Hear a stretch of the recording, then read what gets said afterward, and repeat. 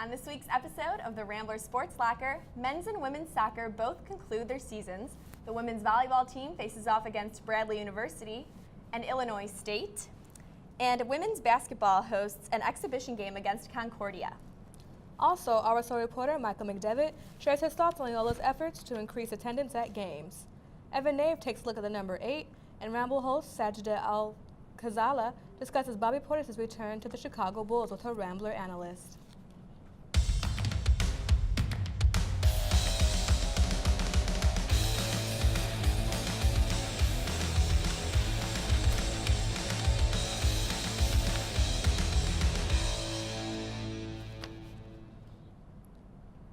Welcome back to another episode of the Rambler Sports Locker. I'm Epiphany Jonikin. And I'm Esther Alicia. The men's soccer team wrapped up its season with back-to-back games against the University of Evansville. On Wednesday, November 8th, the Ramblers took on the Purple Aces in the first round of the MVC tournament. The Ramblers lost the game 1-0 after Evansville's Ian McGrath scored 15 minutes into the second half. Just 4 days earlier, on Saturday, November 5th, the Ramblers played Evansville in the final game of the regular season. The game ended, once again, in a 1-0 loss for the Ramblers. The senior night game went to overtime after the team stayed scoreless after 90 minutes. With 3 minutes remaining in the first overtime period, the Purple Aces got through the Loyola defense and put a shot past Loyola goalkeeper Evan Connerman. In 2 games against Evansville in 1 week, the Ramblers had 30 shots to Evansville's 15. The Ramblers end their season with a 7-8-3 record, which is a disappointment following last season when the team had a program best 14-4-3 record and won its first NCAA tournament game ever. This past Saturday, Loyola women's soccer team was kicked out of the MVC tournament by Missouri State. In the first 5 minutes, the Bears' Rachel Cottrell made a pass to Jordan Eichelman, who scored the first goal of the game. The Ramblers were unable to find an equalizer and lost 1-0. But junior Jenna Cesny and sophomore Madison Laudman were selected for the MVC Women's Soccer Championship All-Tournament team. Cesny ended the year with a team high of 14 goals, the most made by a Rambler since 2007. Laudman stayed along the Rambler back line throughout the season, starting in all 19 games that she appeared in. The women's soccer team closed the 2017 season with a final record of 13-7-0, the program's highest number of wins for a single season since 2008. They're expecting to return 21 letter winners this next season. RSL reporter Evan Nave presents the number 8 on this week's By the Numbers. Thanks, Epiphany. This week's number is 8. With basketball season already in progress, the Chicago Bulls dunking machine number 8 Zach LaVine is back in the game. LaVine missed 47 games last season after tearing his ACL on February 3rd. The Miami Dolphins are 4-4 this year with former Chicago Bear Jay Cutler as their quarterback. The Dolphins made the playoffs last year with a record of 8-8. In Loyola sports, the men and women's cross-country teams are heading to Ames, Iowa for the NCAA Midwest Regional Meet. With 8 new freshmen joining the roster this season, Loyola's cross-country teams and runners are trying to qualify for the NCAA championships. I'm Evan Nave, and that's it for the number 8. Back to you guys at the desk.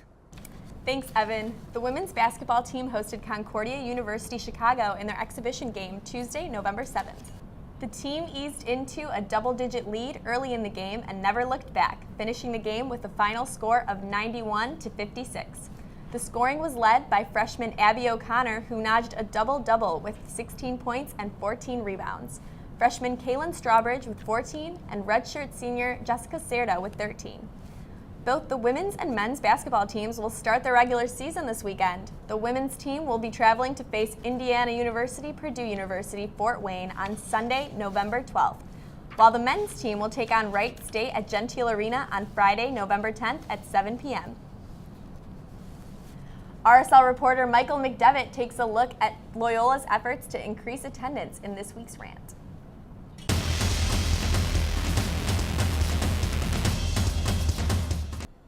As part of its ongoing effort to get more students into seats at sports games, Loyola spent nearly $1.5 million on a brand new video board system in Gentile Arena. Praised by both head men's basketball coach Porter Moser and head women's basketball coach Kate Ochter for its cinematically crisp picture quality, the system will be unveiled at the men's basketball home opener on November 10th. This is the latest in a series of attempts by Loyola to drum up enthusiasm for its discount Division I sports teams.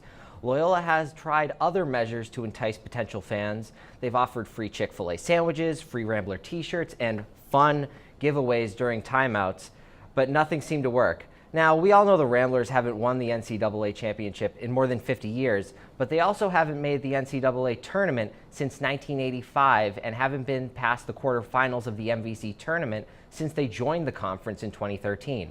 If the Ramblers are going to succeed, they're going to need student support. That's something Moser always reiterates. In what has become his pseudo-rallying cry, Moser always says it's the students who make the difference. That may be true. The Ramblers went 13-3 at Gentile last season. Then again, it may not hold too much weight.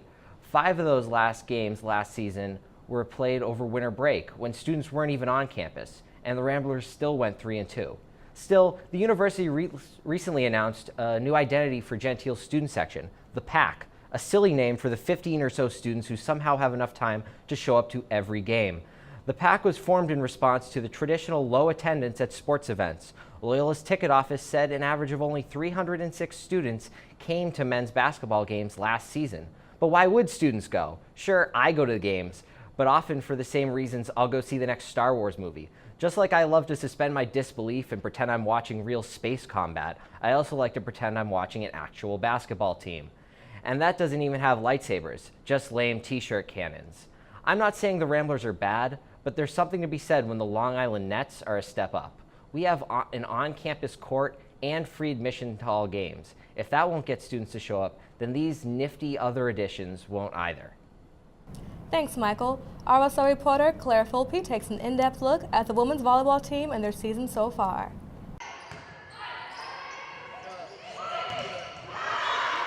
You always hear about the teams who are having a successful season, but you usually don't hear about the ones that are struggling. The Loyola women's volleyball team has a record with just 3 wins and 22 losses. However, head coach Chris Muscat thinks the way the players are performing is to be expected from a team that is rebuilding. And sometimes people think that teams are inherently there right off the front end of the season, and the reality is that there's a lot that goes into building a team, and it goes far beyond just talent. Muscat tries to push each player to their full potential. Every single day you step into the gym, that after you've given 100%, it's about what you give after that point that builds character and builds team.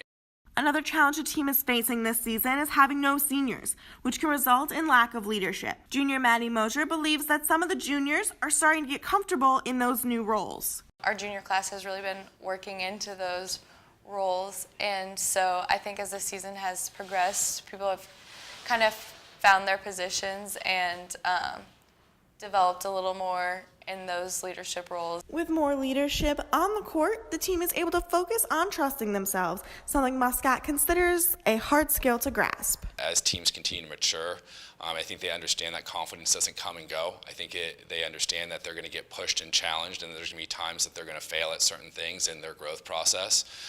But I think, hopefully what we're getting as a team is that we're starting to understand that confidence is never the result of what somebody else gives us. It's about what we earn every day. This season hasn't been a complete disappointment. Players have had individual success, some even reaching milestones, like Moser, who recorded her 1,000th career dig in a win against Southern Illinois University. The accomplishment is something that meant a lot to her. It was awesome. I think it was even better. The team had a great game that night, and so to have that come with our win after a long losing streak, it was just a great feeling. So. It was during the win against SIU the Ramblers ended a 16-game losing streak. However, one win does not solve a season-long problem, and Muscat knows it's going to take some time to get the team to where he thinks it should be. We have a long ways to go to understand how far we can push ourselves, and ultimately how great we can be once we can get to that point, and until we can bring that every single day. I think when we do it, we can be a competitor in our conference, and we can have a great deal of success. With no seniors to lose, the women hope to see a more successful 2018 season. For the Rambler Sports Locker, I'm Claire Philby. The women's volleyball team played Brody last Friday. Morgan Gresham pounded out 14 kills and Heather Calkin added 10. The team rallied past Bradley in 5 sets, leading to the Ramblers' second straight win. The team then went on to play Illinois State on Saturday. Gabby Majikowski had 11 kills, leading to the Ramblers to an 18-12 lead in the first set, but wasn't enough to beat the Redbirds, who ended the Ramblers' win streak 3 sets to 0. This brings the Ramblers' regular season record to 322 and 9th out of 10 in the conference. This season, the Ramblers will hit the road to play their final games of the regular season. They'll play Indiana State November 10th and Evansville Saturday 11th. It's no secret that Bulls players Bobby Portis and Nikola Mirotic have beef after the two got into a scuffle at practice, leaving Mirotic with a concussion and fractured face. Sajda Al-Khazaleh and her Ramble analyst discussed Portis returning to the team before Mirotic. Welcome back to this week's Ramble. I'm your host, Sajda Al-Khazaleh, and with me today is Annalise Achenfels and Henry Redmond. So as we know, Bobby Portis returned to the Bulls on Tuesday after his 8-game suspension for punching his teammate Nikola Mirotic during an October practice. So my question for you guys today is whether the Bulls made the right decision in bringing Portis back and whether they could have handled the situation any differently. Annalise, we'll start with you. Absolutely not. Portis should not have been brought back in the game before Mirotic. Just the fact that Portis is back in before the person he actually injured is absurd due to the fact that Nikolaj Mirotic is a better player, and it's Portis' fault if the team does poorly, and he needs to understand that. Mirotic is not a better player. Stats-wise, no. maybe, but he was a starter, and Mirotic started the fight. He went at Portis first. Portis just ended the fight. And Portis ended up injuring him, though. Like, why fight fire with fire when you don't need to? I mean, if someone's coming at you and pushing you, the response is to fight back. He's defending himself. It's not Portis' fault that he ended up breaking Mirotic's jaw. Well, Annalise, you have to admit, when he did return to his game, he did help them score a 23-point deficit on Tuesday. So it could be argued that in the end, he is a good player and he was needed. Yes, but statistically, Mirotic is a better player than Portis, so Portis should not be back in the game. According to a Sun-Times report. Mirotic has a 10. Hold up. Mirotic has a 10.6 points starting average. I don't care about their season. last season's stats. It's a different Bulls team. The Sun-Times reported that Mirotic came into training camp confident that he would just automatically win the starting job, and Portis didn't like that because it should be a competition. The Bulls are going to be Portis bad. needs to take it out on Mirotic in a physical way. So besides the fact that they did put him on suspension, so I just want to keep in mind, Henry, that the suspension, he was still able to go to practice with them during that suspension. He actually went to Florida with them last week. Does this make the suspension any less prominent or effective? I mean, he had to sit out games. When you sit out of games, you're missing the game paycheck. He's losing money from the suspension. And he should be losing money, though. That's the thing. He needs to understand that there are consequences to his action. This isn't a playground anymore. This is the NBA. Okay, so we're going to be wrapping up soon. Final thoughts. So the biggest question now is what's going to happen with Mirotic? Everyone's saying that these two players cannot coexist in the same team. What should the Bulls do now? They've officially destroyed the chemistry on the team right now as is. Portis and Mirotic are not going to get along, and one of them is going to have to go from the Bulls. The team is on Portis' side. All of the players believe that Portis did the right thing by defending himself. Mirotic has to go. Okay, so besides the fact that it was completely unfortunate and unprofessional that Portis did punch his teammate, he did serve his time, the 8-week suspension, and the game must go on. In the end, this is an organization that wants to win, so I'm going to have to side with you, Henry, on this. So join us next week on The Ramble when Henry is your host. Thanks, Sajda. You know, I think I agree with Henry. I don't think Bobby Portis should be suspended anymore. For our full episodes and the chance to get in on the conversation, follow and like our social media handles for an up-to-date look at all things Rambler Sports. Thanks for joining us tonight. I'm Epiphany Jonikin. And I'm Esther Alicia. Check back next week for another episode of the Rambler Sports Locker.